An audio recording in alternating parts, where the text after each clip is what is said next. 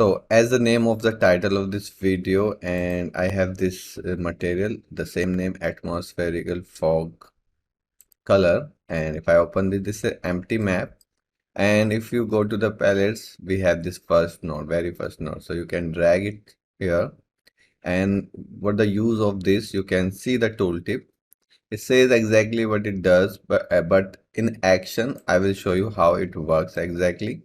So like you have this, and like you have a normal map, like any map like this one, and it has this environment, it has this sky, it has this fog, everything. So like you have a sphere, and this sphere is white, okay? But you want this sphere to take information from the atmospheric, like the atmosphere, it has this sky, everything. So how does it do? It takes from this node. So how it works, if you directly connect it to emissive or color, and here if you take the world position, because it shows you the world position, and you can subtract the camera position from it and then multiply it. So if you go to the internet, it shows you the exact same math that I'm doing. So you can also do from here, but and it also shows you that the query, the location that is always 50,000 unit behind the object. So you can also tweak the values, but you can also put the 50,000. But I'll show you in action how it works, how it looks, how you can use that in other cases. So like you have, and I have this parameter, this is like distance, and default value, let it be 0. Okay, so this is currently black. Let me save this.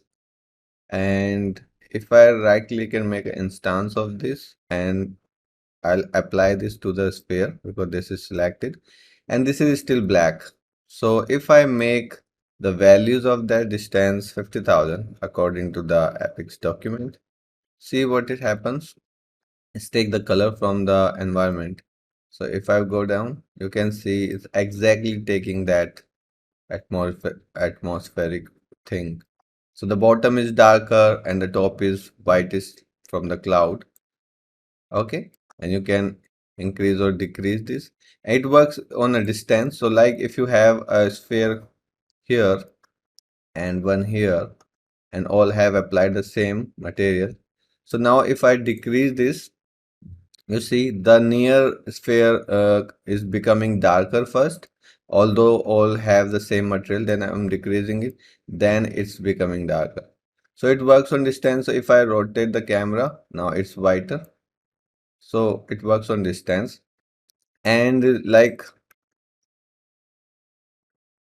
when I had this 50,000 value, you can see it's taking exact same thing. So the bottom is darker and the top is whitish. So you can also use that as a alpha. So you can transparent your object according to your environment. So let's say this is actually 4 vector.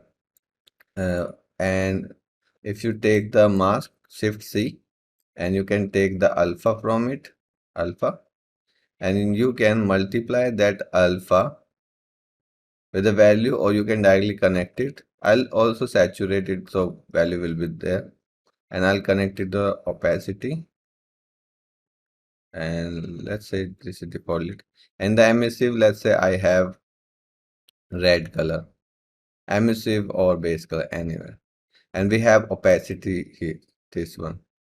So let's save this. So now you will see the difference.